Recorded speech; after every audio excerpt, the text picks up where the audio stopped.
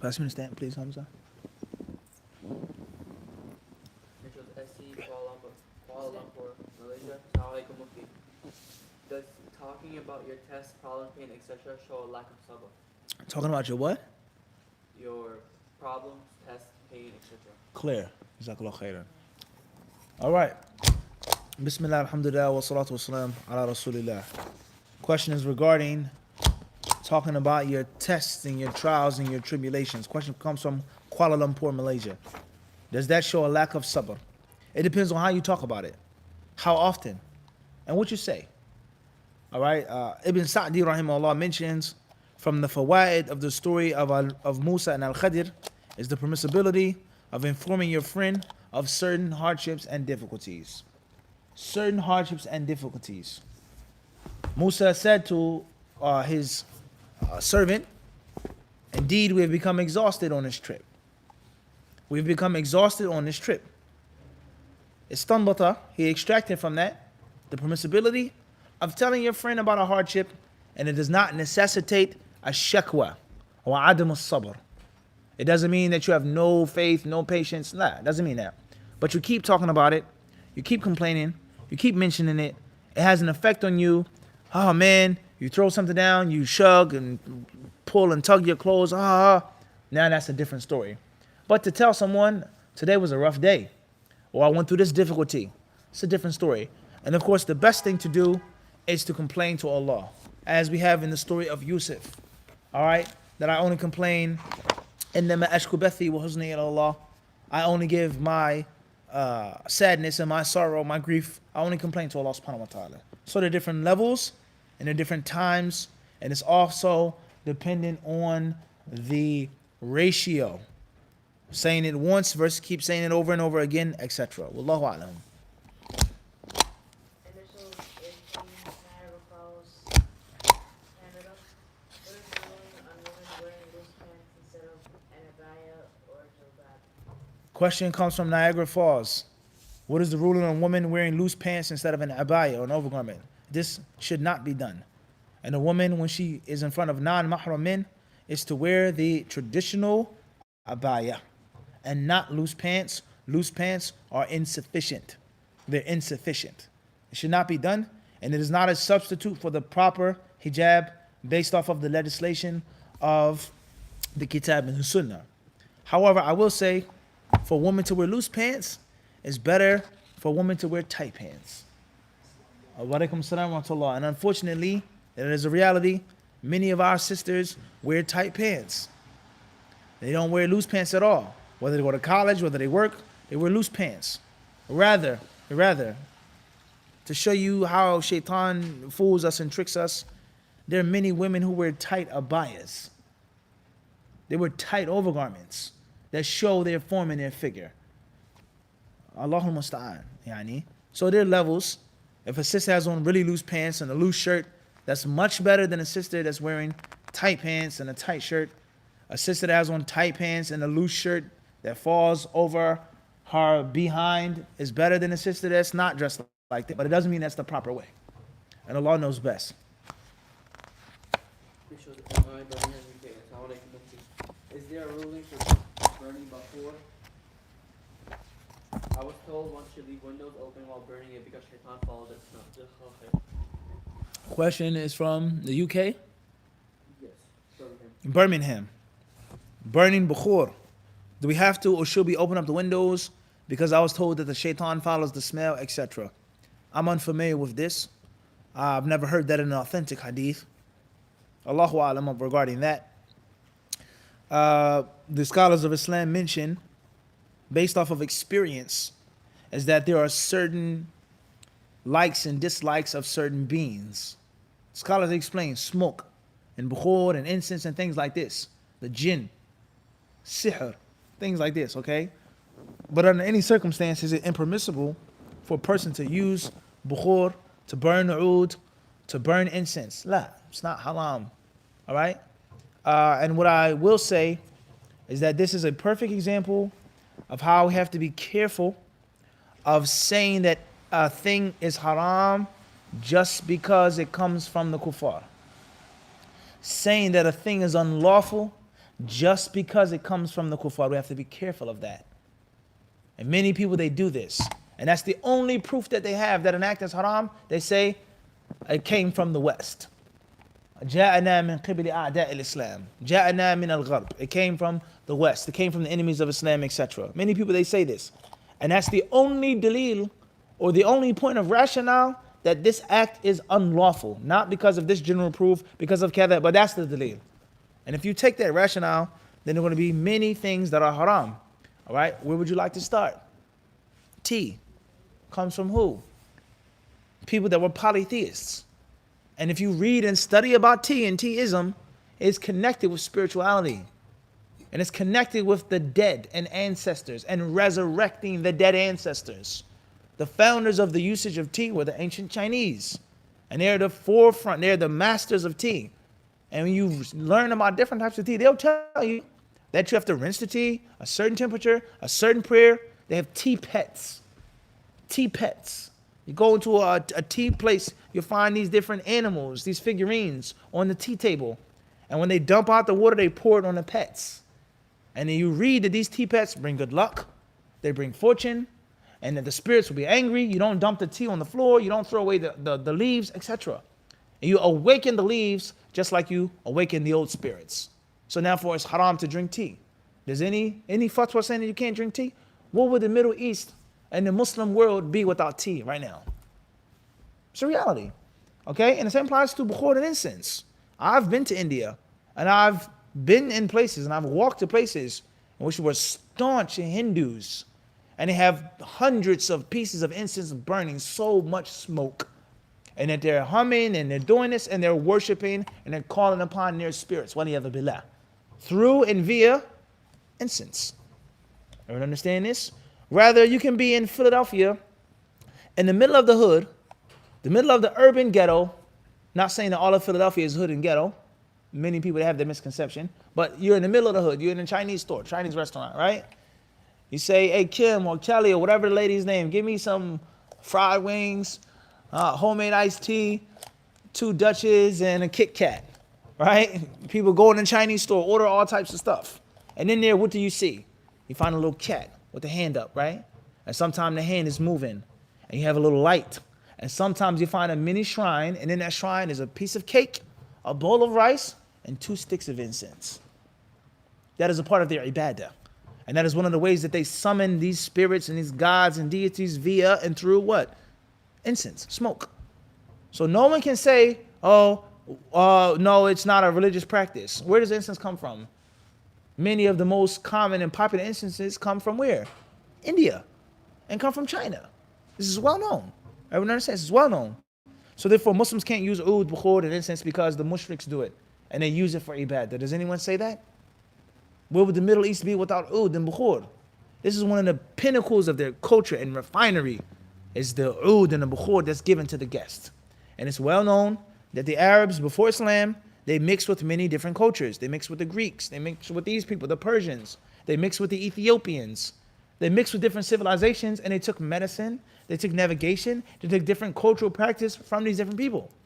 So it's a big possibility that they got oud and bukhur from Indians and Persians. It's a huge possibility.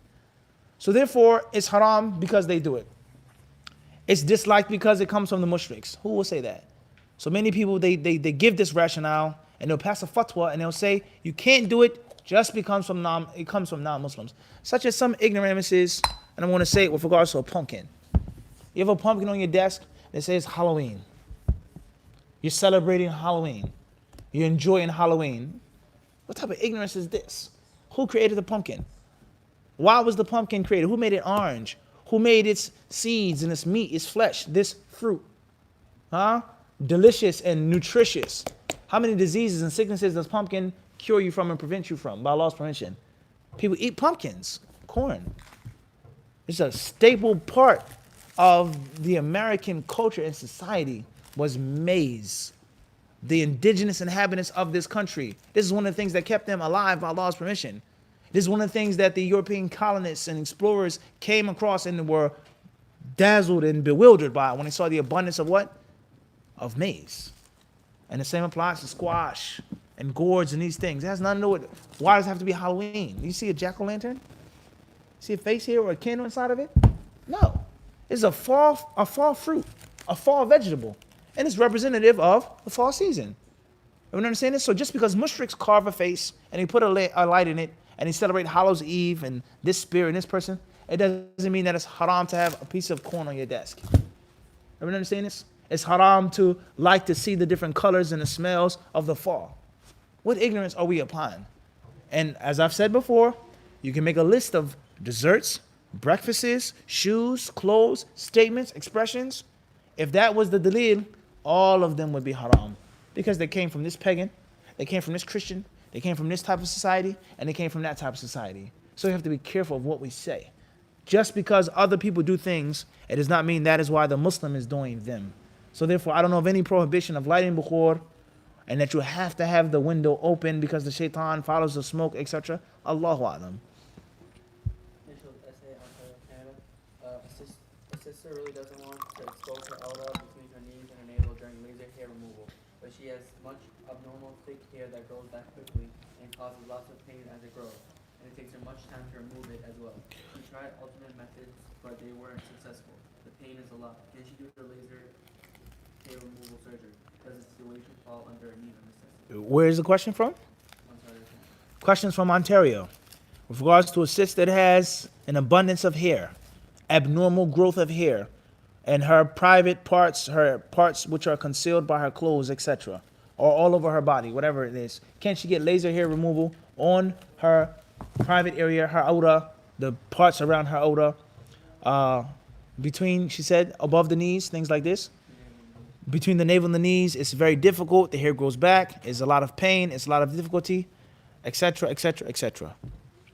If what you've mentioned of detail is accurate and correct, and only Allah knows that, and that it's a difficulty and it causes pain and is abnormal and it's very unsightly, then perhaps that is a need.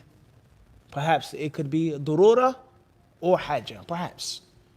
No one, no matter how knowledgeable they are, can determine what is durura in your life. That's something that you have to figure out. One mufti says a thing, but you know, no, Sheikh, trust me, it is a necessity, there is a need. So the details that you've mentioned, perhaps arju, I hope, there's nothing wrong with that based off of those details. And if that's not the case, then obviously no. No one should see which is between your navel and knee except for your husband. Wallahu ta'ala alam. Initials MS Staten Island, New York. Assalamu alaikum wa barakatuh. Is FGM an Islamic practice? If yes or no, please elaborate. Staten Island. Is FGM an Islamic practice? Female genital mutilation. Please go back to the lecture that we have done in which we have explained it in detail. In detail, tafsil, about is it permissible to do FGM? All right? The brief answer is now, is that female genital mutilation sometimes means mutilation. And other times it means a type of circumcision. If it means mutilation, in which you're harming and unnecessarily removing or doing this to the woman's private area, then of course that's going to be unlawful. And it's not from the pure teachings of Islam. As far as the act of some type of moderate or balanced circumcision, then that is the view of some scholars in Islam. Some scholars in Islam hold the view that it is recommended, or they say it's permissible, it's valid, to do certain types, certain levels of female circumcision. Me personally, from my research and my humble studies, I do not believe that female circumcision is from the Sunnah.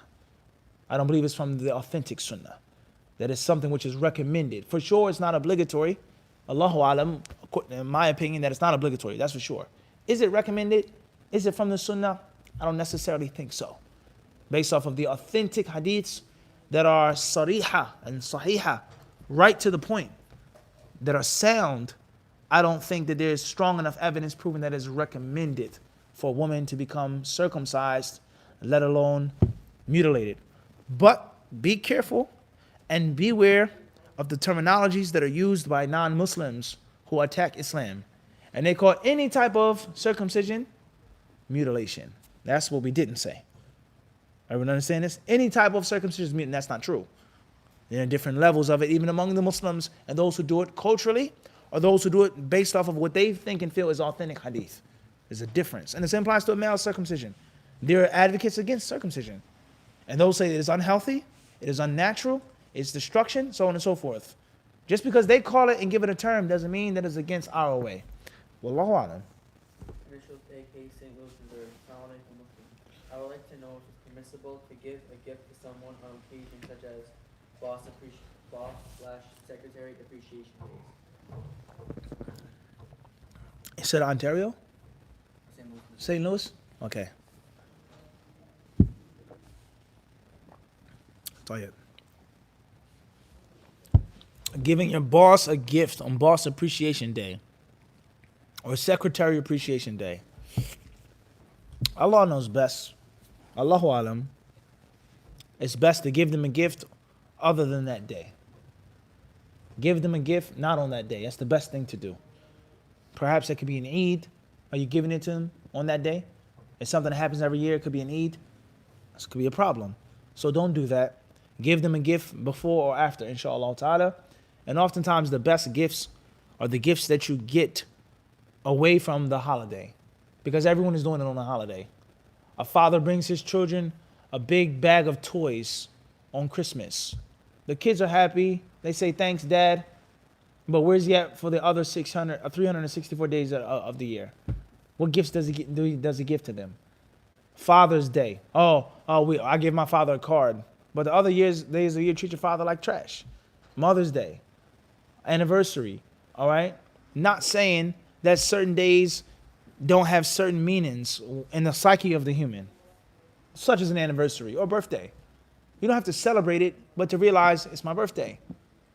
And to say that has no significance whatsoever, I don't think that's being realistic. You're a year older now. You understand? This time last year is when I met you when we got married. 20 years ago, this was the day in which we began our family, that we raised these strong Muslim kids from. It's going to have some type of what? Something on your mind. But it doesn't mean that you celebrate it, and it doesn't mean that it's a holiday. All right? It details. I would say don't give them the gift on that day. Wallahu alam.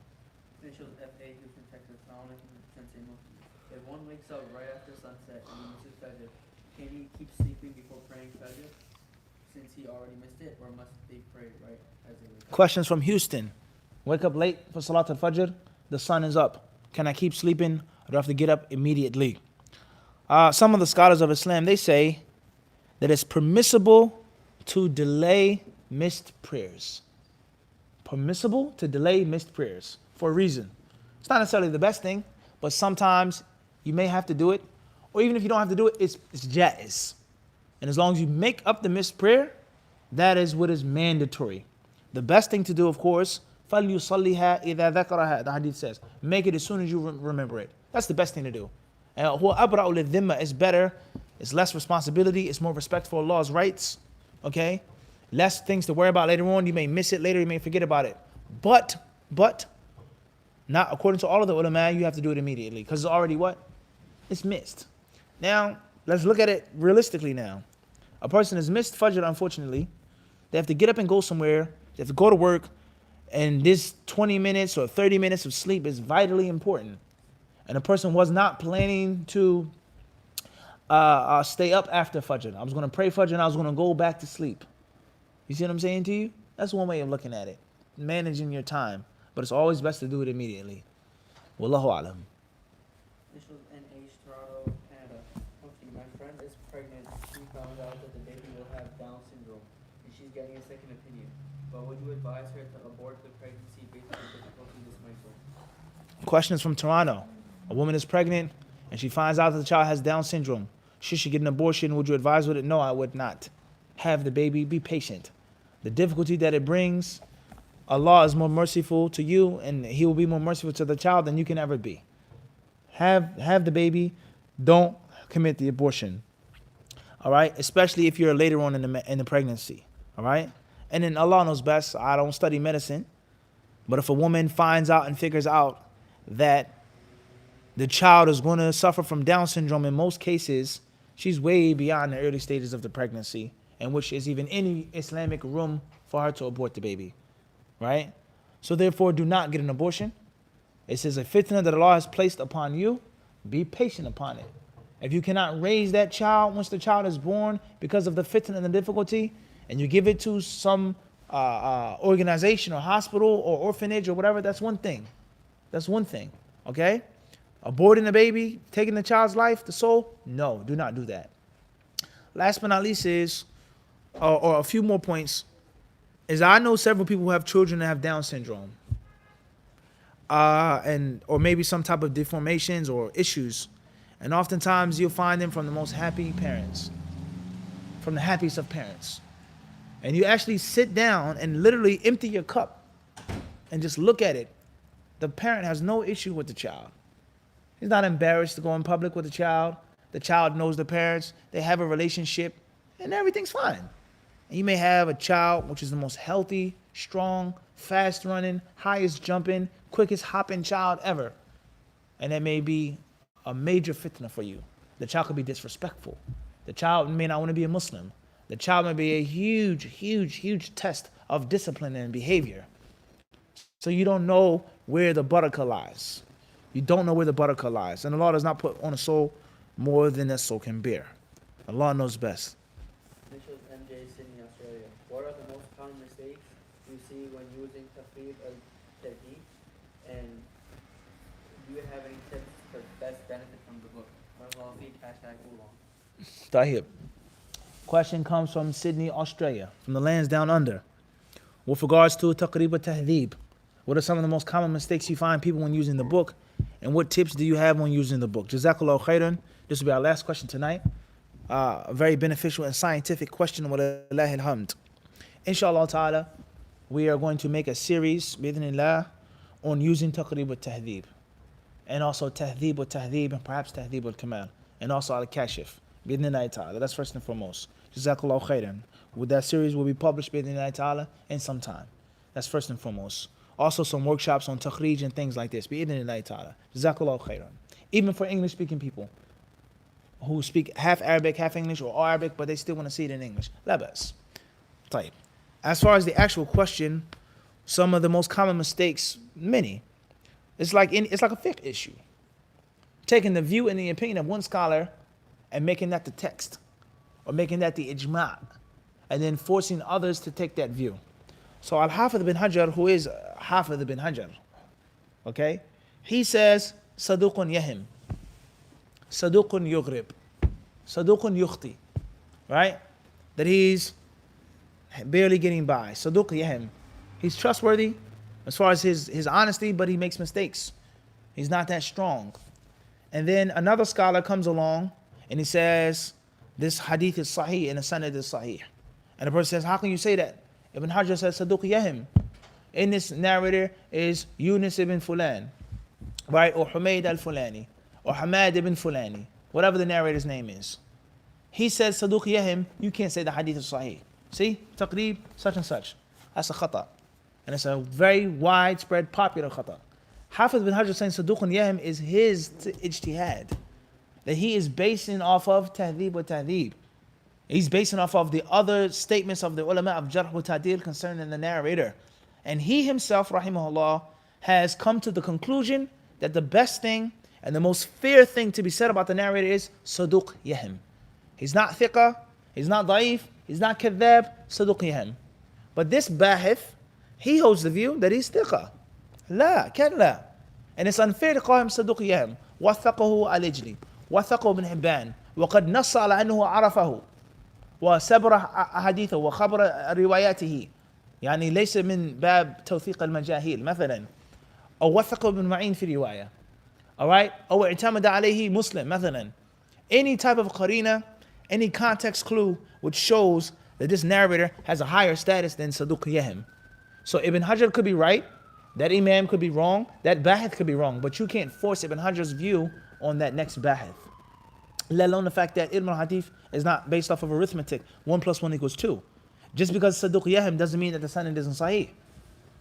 بل قد حفظ هذا الصدوق الذي يهم هذا الحديث. حفظه حفظا. He was accurate in this chain. Alright, so many people, or the same applies to thiqah. Ibn Hajar says thiqah, and another bahith comes says bal huwa da'if. He's weak. Alright? So it could go either of the two ways. All right. So Ibn Hajar rahimahullah ta'ala, that's his ijtihad on the narrator in Taqrib al-Tahdhib.